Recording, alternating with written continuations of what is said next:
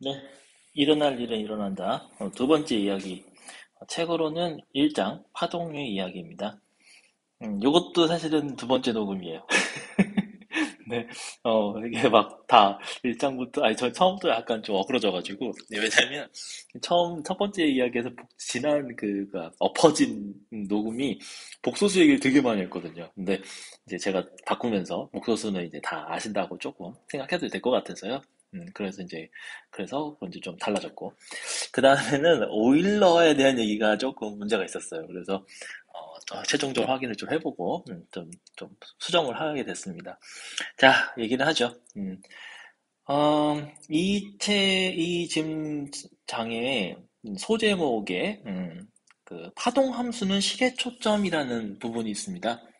그 서브챕터로 가시면 이제부터 조금 이제 얘기가 나오는데 이제 본문에 뜬금없이 들리겠지만 파동 함수는 화살표다. 요런 얘기가 나옵니다. 어, 자, 아이고, 죄송합니다. 안 지울게요. 파동 함수가 화살표다. 이거 왜 이렇게 색깔이 이상하게 나오지? 아이고, 이거 저 숫자로 바뀌었는데, 이거 죄송합니다. 제가 펜을 다른 거 썼어요. 저 숫자 나오는 거 마음에 안 드네요. 지워야겠다. 네, 실시간으로 지금, 네, 편집은 아닌데, 키보드가 나왔네요. 그죠? 자, 그 다음에 다시 펜. 네. 아유, 짝대기 왜 나오는 거야? 자, 그렇고요. 네. 파동 함수는 뭐라고 했죠? 화살표? 화살표다. 이런 얘기가 나옵니다. 사실 저는 이 화살표라는 얘기를 들었을 때, 딱 첫 번째 떠오르는 건 사실 벡터였어요. 네, 벡터였는데, 또 이 책에서는 이제 그런 얘기는 하진 않습니다. 벡터 얘기는 일절하지 않고요. 지난 시간에 했던 것처럼 복소수입니다. 복소수인데요. 화살표라고 한다면, 우리가 보통 화살표라고 한다면, 이게 이제 그 방향과 크기가 있다고 보통 많이 하시잖아요. 그죠? 네. 이 방향과 크기가 있는데, 그러면 이 얘기는 뭐냐면은, 복소수에도 방향과 크기가 있다, 뭐 이런 얘기가 되는 겁니다. 실은 이제 여러분들이 그 고등학교 때 공통으로 배웠던 복소수는 2차 방정식의 해를 좀 체계적으로 구성하기 위한 어떤 수단으로 좀 쓰였어요. 즉, 그러니까 2차 방정식 근해 공식이 2차 방정식 그 전체의 모든 그 해를 다 이제 뭔가 포용하려면 우리 영어로 사실 커버한다는 말 많이 쓰죠. 커버가 이제 원래 덮는 거잖아요. 그죠? 커버. 근데 실제로 영어 그 원서에서도 커버란 말 많이 나와요.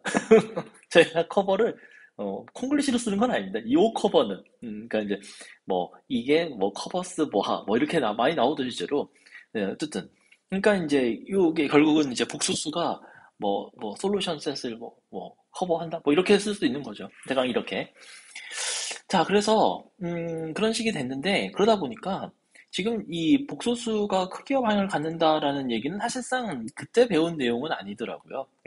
그때 배운 내용은 아니고 그러니까 고등학교 때 배우는 내용은 아니라는 거죠. 결국은 이 내용부터가 여러분들한테 생소할 수 있겠구나라는 생각이 좀 들었습니다. 음, 그런데요, 여기서 이제 보면은 이 실수의 경우에는 그 크기라는 게 있죠, 당연히. 그죠? 실수는 당연히 여러분들 실수가, 예를 들면 어떤 A랑 B가 실수면은, 이렇게 쓰면, 그럼 A랑 B는 항상 뭐 이 중에 셋 중에 하나잖아요? 그죠? 뭐 이런 건 충분히 얘기할 수 있죠, 여러분들도. 근데, 만약에 이게 복소수면 어떻게 되냐는 거예요. 그래서 복소수면, 물론 복소수 중에서도 실수인 거 있지만, 그냥 이 보통의 일반적인, 특히 헛수부가 있는 복소수 같은 경우에는 대소 비교를 할 수 있을까? 라는 거죠. 음, 그래서 이제 단적인 예로, i랑 2i가 대소 비교가 되냐, 뭐 이런 것들 생각해 볼 수 있습니다. 뭐 i랑 2i의 대소를 비교하려면, i랑 2를 빼보면 돼요. 빼면은 이제 뭐 마이너스 i 뭐 이렇게 된다고 치면, 이게 0보다 크나 그냥 이게 되냐는 건데, 셋 중에 하나가 되냐는 건데, 이게 안 됩니다. 그래서 이제 이게 왜 안 되는지는 그냥 간단히만 생각해봐도 어느 쪽으로 된다고 해도 이 아이의 굉장한 특성상 문제가 생겨요. 아이 굉장한 특성 뭐죠? 이거죠, 뭐. 예, 요거요. 제곱하면 마이너스 된다. 이 속성 때문에 어느 쪽도 성립하지 않았습니다. 일단 0은 절대 안 되겠죠, 그죠? 어쨌든 그래서 그런 아주 오묘한 속성 덕분에 이렇게 이제 그 대소 비교가 안 된다는 거죠. 그래서 근본적으로 이렇게 크기라고 부르기 좀 어려워요. 이 복소수의 크기라고 하기가 좀 어려운 거죠.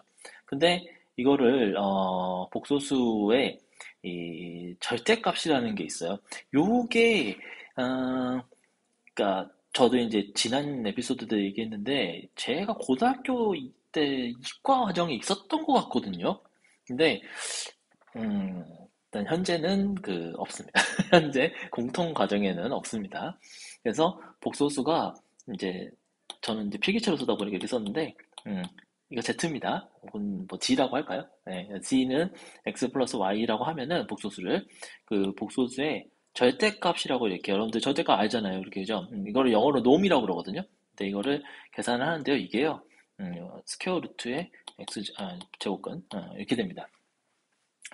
네, 요게 절대값의 정의예요. 네, 그래서 제가 왜 이걸 다시 녹음하게 됐냐면 크게 두 가지라고 얘기했죠. 하나는 오일러 때문이고 하나는 복소수 때문인데 특히나 이 문제가 뭐냐면 제가 이거를 복소수의 크기가 있다는 식으로 좀 얘기를 한 것 같아요. 그래서 복소수는 크기라고 너무 좀 일반화해서 얘기 좀 하면 두루뭉술하게 얘기하면 안 될 것 같고 절대값이 있다고 봐야죠. 네, 절대값이 있다. 놈이 있다라는 거죠. 그래서 이제 그렇고요.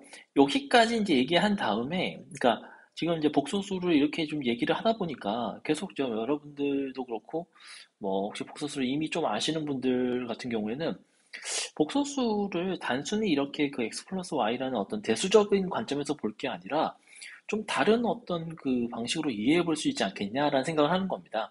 그래서 그게 바로 그 일반적인 실수가 그 한 축, 그 수직, 뭐, 예를 들어 수평축 같이 이렇게 한 축으로만, 한 직선으로만 표현이 된다면, 허수부를 이렇게 직교하는 이렇게 축으로 놔서, 이걸 X축, Y축, 이렇게 놔서 1차원에서 2차원으로 확장하면 어떻겠냐라는 거죠. 네, 확장하면 어떻겠냐는 거죠. 요런 게 이제 이 책에서는 필요한 내용인데, 이제 고등학교에서는, 현재 고등학교에서는 없는 걸로 보입니다. 네, 그래서 복소수에 대해서는, 그래서 이렇게 이제 좀 이제 확장을 하는 거죠. 여기서부터가 여러분들 아마 좀 새로운 내용일 수 있을 것 같아요. 물론 뭐, 뭐, 이과로서 대학을 가서 또 공부하시는 분들은 아마 거의 배우실 거예요. 복소수는 아마 배우실 텐데, 그렇지 않은 분들은, 어, 뭐 굉장히 좀 새로운 영역인 거죠. 자, 그래서 요게 이제 일단은 첫 번째로 이제 좀 이 뭐랄까 이 이야기 이번 이야기 중요한 포인트라는 생각이 듭니다. 그러니까 수를 우리가 항상 1차원 수직선에서 표현했던 거에서 2차원 직교 좌표 평면에서 표현을 하게 된 거죠. 수를. 음. 이게 정말 굉장히 어떻게 보면 놀라운 뭐 퀀텀 점프라고 해야 되나? 약간 그런 것 같아요. 그래서 혹시 내가 이번 저와의 이야기에서 뭘 좀 새롭게 알게 됐나? 뭐 배웠나? 라고 한다면 뭐 이게 제일 크지 않을까요? 복소수 이제 그 이과적인 그 뭔가 복소수를 배우지 않은 분들이라면 네, 이렇습니다. 자, 그러면요. 이렇게 되면은 두 복소수 i, ei도 절대값을 기준으로 대소를 비교할 수 있습니다. 그쵸. 절대값을 예를 들면 이런 거죠. i랑 ei. 이렇게 한번 비교해보면 이쪽이 더 크다는 걸 알 수 있죠. 뭐 이런 식인 거죠. 자, 그래서 이런 게 얘기를 했고요. 그 다음에 파동함수 책을 다시 이제, 파동함수 책을, 얘기를 책으로 다시 돌아서 이런 얘기가 나옵니다. 파동함수 초점의 길이의 초침이구나. 초침의 길이의 제곱이 확률이기 때문이다.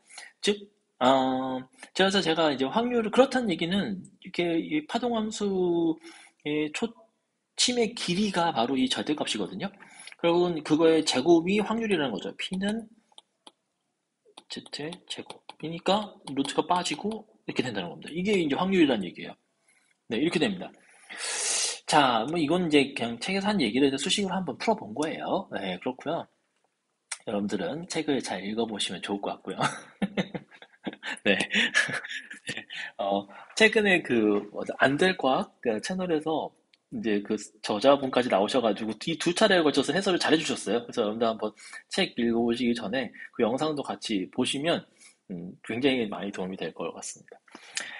자, 근데 책의 소제목에 가장 놀라운 수학 공식, 겨우 이 부분입니다. 네, 문제가 되는 바로 이 부분. 제가 다시 이 영상을 만들게 된 이유. 오일러 얘기가 나오거든요. 그래서 오일러, 네, 오일러. 보일러 아니고요.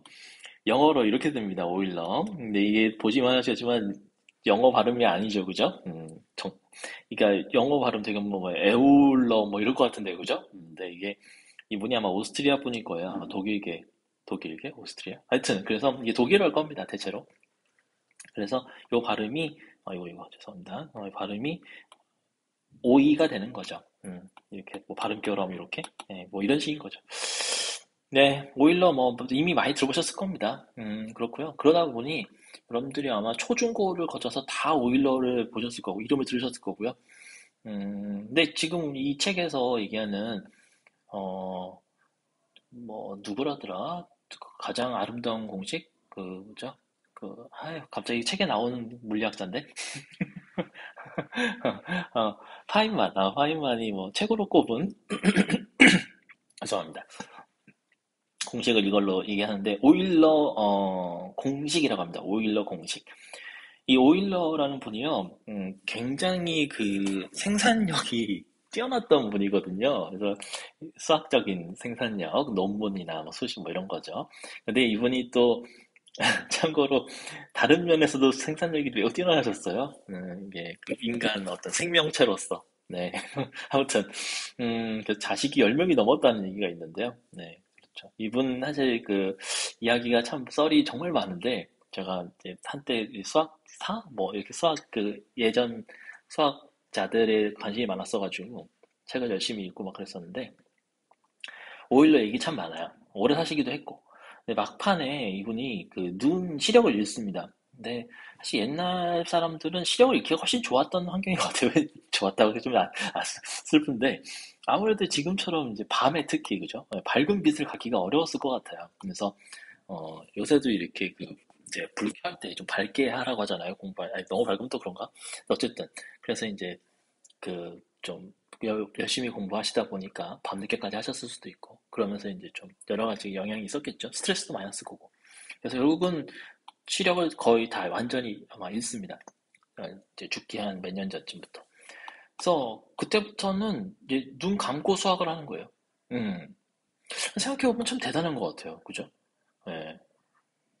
그러면서 모든 계산도 다 하고, 뭐, 당시에는 계산기도 없었으니까 직접 계산도 다 해야 되는 거죠. 그랬던 대단한 분입니다. 그래서 뭐, 이제 그 수학자가 이렇게 죽으면 그 수학자에 대한 찬사를 이렇게 쓰는 수학자가 있었는데, 콩테였나? 아마 프랑스 수학자였을 거야. 그 사람이 이렇게 한 얘기가, 이 오일러가 죽었을 때 이제 그 찬사로, 음, 오일러는 이제 숨을 거두면서 뭐 수학을 멈췄다. 뭐 계산을 멈췄다. 뭐 그런 얘기도 하더라고요. 대단한 분이시죠. 그래서 제가 어떤 생각을 했냐면 오일러 공식이 여러 개 있다고 생각한 거예요. 진짜로 여러 개 있긴 합니다, 진짜로. 근데 여러 개 있는데 우리가 이제 오일러 공식이라고 보통 얘기하면 막 그 여러 개를 막 혼용해서 많이 혼용하는 건 아니고 지금 얘기하는 이 오일러 공식이 대표 공식이라고 하더라고요. 실제로 오일러 포뮬러 검색하면 요거밖에 안 나와요. 하나 더 이제 좀 부차적인 게 있는데 그거는 이제 뭐 오일러 캐리스틱이라서 조금 다르게 좀 얘기하다 포뮬러를 해도 되지만 그런데 제가 왜 이렇게 헷갈렸냐고 봤더니, 오일러 정리도 있고요. 오일러 정리도 있고요. 그다음에 오일러 방정식도 있어요. 얘네들은 나름 유명합니다. 나름 유명합니다. 그래서 여기서 얘기할 건 아니죠. 그게 뭔지는.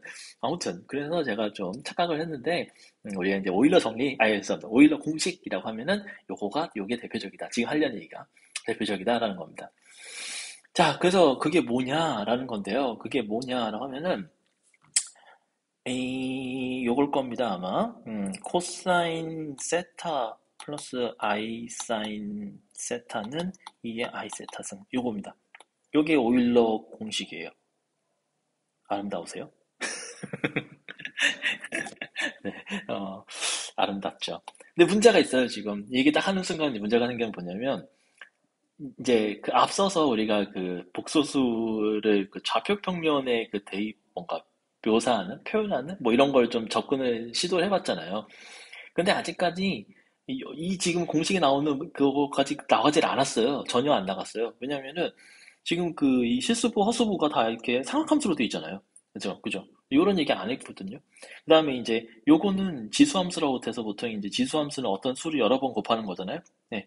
근데 이 지수함수에서 이렇게 이게 i가 나오는 게 뭔 의미냐 이런 것도 구체적으로 하진 않았죠. 근데 아무튼 요 공식이 지금 상당히 좀 굉장히 좀 어렵죠, 사실. 그죠? 그래서 요 얘기를 좀 하려면은 첫 번째 어떤 얘기부터 시작하냐면 1번 우리가 지금 그냥 먼저 배웠던, 그냥 x 플러스 y라고 생각해 본다는 거죠. 복소수를. 그러면은 이 복소수 중에서, 어, x제곱 플러스 y제곱이 1인 걸 성립하는 복소수가 대상이 됩니다. 이 공식이. 예, 아무 복소수나 이 공식이 대상이 되는 게 아니라는 거죠. 그런 거죠. 그래서 이걸 보면은, 가만히 보면은, x제곱 플러스 y제곱이 일어나는 게 굉장히 아름답잖아요. 대칭적으로. 그죠? 제가 이제 다른 뭐 영상에서나 뭐 이 영상 하면서도 수식이 아름답다는 얘기 자꾸 하는데 동의 못할 분도 계실 거예요. 근데 아무튼 뭐 나중에 이걸 느껴보시길 바라면서 일단은 x, y가 대칭이라는 얘기 뭐냐면 x, y를 바꿔도 똑같아요. 식이. 그죠? 자, 그래서 이거를 좌표평면으로 나타내 보면요. 이게 뭘 의미하냐면은 원입니다. 원. 반지름이 1인 원. 네, 요게 원의 방정식이에요. 원의 방정식. 예, 원의 방정식 맞나? 아무튼, 그래서 이렇게 됩니다. 자, 그래서 이 방정식을 만족하는 점들을 다 모으면 원이 된다는 거죠. 자, 그래서, 정말 아름답다. 자, 근데 이 아름다움을 이제 승화시켜야 됩니다. 어떻게 승화시키냐면은 표현 방식을 다르게 다 바꾸는 거죠. 지금은 이 복소수를 표현하는데 대략 그 세 가지 요소가 좀 들어갔죠. 크게는 두 가지라고 봐도 되고 일단은 x, y라는 거. 그다음에 두 번째는 그 x, y가 만족하는 이 식이 있다는 거. 그죠? 요런 식인 거. 요건데 이거를 가만 보니까 여기 위에 점 한 점을 생각해 보면 여기 이게 반지름이 이렇게 물론 1이지만 그다음에 이렇게 딱 보면은 이게 원이 이렇게 쫙 돌잖아요. 그 원이 돌면은 여기 그 x축 양의 방향과 이루는 각이 이게 세타가 있다는 거죠. 이 세타를 생각해 보면 이 세타가 있을 때 이 점의 좌표가 x쪽은 코사인 값이고요. y쪽은 사인 값입니다. 그래서 x가 코사인 세타고 y가 사인 세타라는 거죠. 그래서 요 세타를 우리가 보통 뭐라고 그러냐면 아규먼트, 편각이라고 부릅니다. 편각, 우리나라 말로는. 어, 네, 이런 겁니다. 자, 그래서 이렇게 그러면은 세타를 하나 도입하면서 우리가 z를 z를 코사인 세타 플러스 i 사인 세타로 표현할 수 있는 거죠. 되게 좋죠. 네. 자, 그래서 약간 이변수에서 일변수로 바뀌는 느낌이 들잖아요. 음. 물론 항상 함수가 도입되면서 식은 더 복잡해졌지만, 음. 혹시 여러분들 이 두 개 중에 어느 게 더 좋아요? 이런 게 있나요? 뭐 선호가 있나요? 있을 수 있죠. 어쨌든. 자, 근데 이제 3번이 문제입니다. 3번이 뭐냐면, 오일러의 공식에 따르면, 이마저도 그냥 이렇게 표현할 수 있다는 거죠. 한 번에. 어, 결국 지금 보시면 변수 두 개, 식 하나, 변수 한 개, 항 두 개, 변수 한 개, 항도 하나. 항이라고 하는 거는 이 플러스로 이어진 개수입니다. 이게 플러스 아예 없죠, 그죠? 아예 없으니까 그냥 한 단항이죠. 그래서 점점 심플해지고 있어요. 이게 이제 우리가 추구하는 방향입니다. 이게 함축적인 거. 좋나요?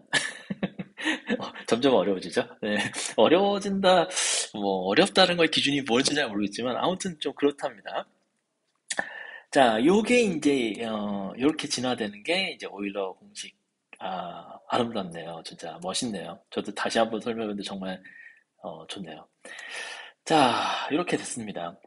이걸 뭐 이해해야 되냐 그러면은 아유 이거 뭐 증명도 안 했는데요. 여기서 이렇게 가는 거 이렇게 증명도 안 했는데요. 그래서 이거 증명이 있더라고요. 그래서 한번 찾아보시면 나무위키에도 있었던 것 같아요. 제 기억에는. 그래서 이제 그 테일러 급수 이용하는 것도 있고요. 뭐 미분 이용하는 것도 막 그렇더라고요. 그래서 혹시 관심 있으시면 난 정말 이거 납득하고 가야겠다.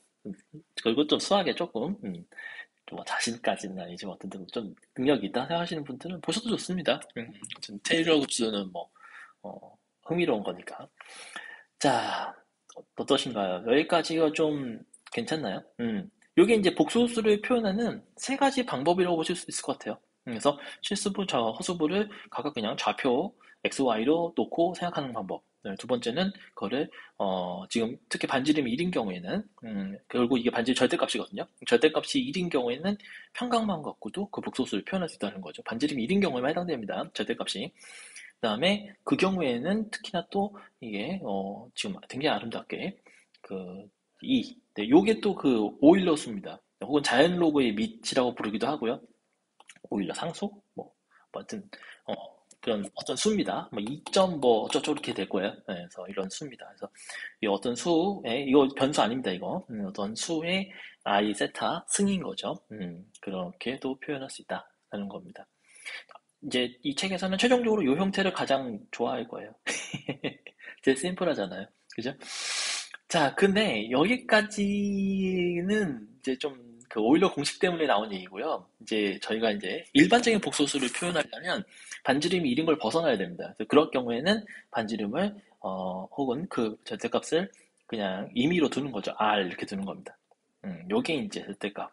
네, 이렇게 되죠. 그래서 요거를 해서 우리가 R을 도입하면 복소수 G를 R 코사인 세타 플러스 I 사인 세타 이렇게 표현하는 거죠. 그럼 요게 또 R, E, I 세타승 이렇게 되는 겁니다. 요게 최종 형태입니다. 그래서 결국 책에서도 나중에 이 최종 형태로 여러분들한테 식을 전달하고 있어요. 음, 네, 그렇습니다. 네, 어떠셨나요? 이제 복소수를 2차 방정식의 그 해를 관점으로 접근했다가 이 2차 방정식, 이 복소수의 그 x 플러스 yi라는 이 성질을 가지고 1차원에서 2차원으로 확장하면서 굉장히 아름다운 이야기들이 진행되어 왔습니다. 그리고 이게 진짜로 지금 이렇게 파동 방정식, 파동 함수에도 쓰이게 됐고요. 조금 마지막으로 조금 한 번 더 좀 언급하자면 이 플러스라는 게 굉장히 재밌는 그 거라고 봐요. 왜냐면 이게 만약에 두 개가 같은 성질이었으면 아마 더하기도 어쩌면 그 합쳐졌을 겁니다. 그러니까 더하기 없어지는 거죠. 근데 지금 이렇게 더하기가 되면서 이 두 개가 상당히 대등하면서도 다른, 결이 다른 그 두 개가 공존하는 형태를 띠고 있다는 게 매우 흥미롭습니다. 그래서 이 XY가 공존하되 다르다라는 거. 결국은 이게 이 기하적으로 봤을 때 이제 직교 좌표계 각각의 구성 축이 되는 거죠. 그게 굉장히 좀 그 흥미롭고 그 다음에 이 뒤로 이 편각과 이 절대값이 도입이 되면서 이렇게 최종적인 이런 형태까지 나오면서 이 복소수가 굉장히 그 간결한 형태로 이렇게 표현이 될 수 있고 또 이런 이 표현 형태를 통해서 우리가 할 수 있는 일이 이제 점점 뭔가 좀 많아지거나 이럴 수도 있겠죠. 네, 이번 에피소드 좀 길게 한 것 같아가지고 여기까지 하겠습니다. 네, 고맙습니다.